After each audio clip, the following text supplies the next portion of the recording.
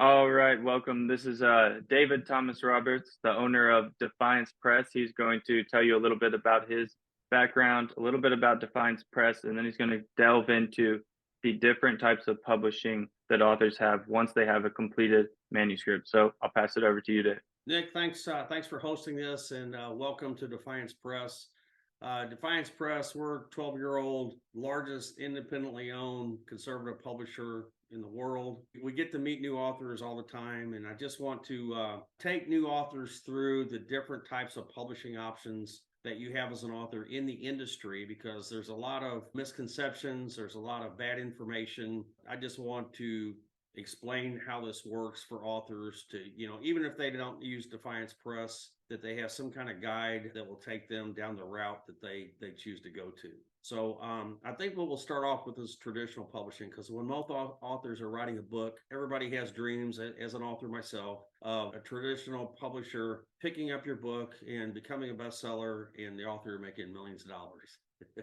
That's everybody's ultimate dream, probably, right? So let's go through. I'm going to take you through some of the advantages and disadvantages of each type of publishing. So we'll start with traditional, because when people think about getting a book published, they're typically thinking about a traditional publishing deal. In a traditional publishing deal, which we're talking about the Simon Schusters, the Harper Collins, and large publishers. The author rights are negotiable, and it all comes down to the author's contracts and the publishing contracts and what's in there. Authors need to be very careful about what rights they're actually giving up to any publisher, but especially in a traditional deal. In traditional deals, the royalties are relatively low. They'll be 7 to 12% of the net royalties that the book publisher earns. So the royalties are very low. Also, the contracts are very one-sided in a traditional deal, with most of the rights going to the publisher dictating them, and there's not much negotiation when it comes to author contracts in traditional publishing. Also, another misconception is the advances. There's a lot of publicity given to authors that have gotten huge advances, and I'm just going to be straight with the audience here. Is advances are fairly rare, and what most people don't realize about book advances is essentially a loan. It's an advance against future earned royalties. And in most publishing deals, if the author doesn't sell through, which means he doesn't cover the royalty advance that they received, then the publisher is going to look for them to repay the portion that's not covered. So really, it's a loan, it's an advance against earned commissions. And if the commissions aren't earned, they're going to go back to the author and look for those. Now, there are exceptions to that.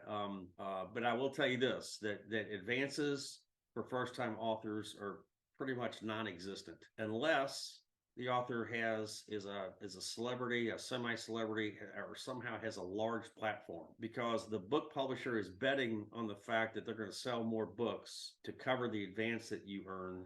The advances, it's much more common if there is an advance for it to be $15,000 or $20,000, if there is going to be an advance at all. But first-time authors literally have no shot at getting an advance. It's just the way the industry works. Also, traditional publishing is usually going to require a literary agent. The large traditional publishing houses are not going to deal with every author. In fact, in most cases, they don't even accept submissions without a literary agent. There are some genres of books that it's very difficult to get a literary agent. The literary agent, that industry itself is very dated, somewhat out of sync, and definitely liberal. So depending on what your book genre is and what the topic you're writing about, the chances to get a literary agent are pretty slim. First-time authors, as I show on there, are pretty much shut out, unless, again, you have a large platform and you have a literary agent. The publisher will also put strict promotion requirements on the author. And again, you're going to hear this theme throughout each of these types of publishing that I'm talking about today.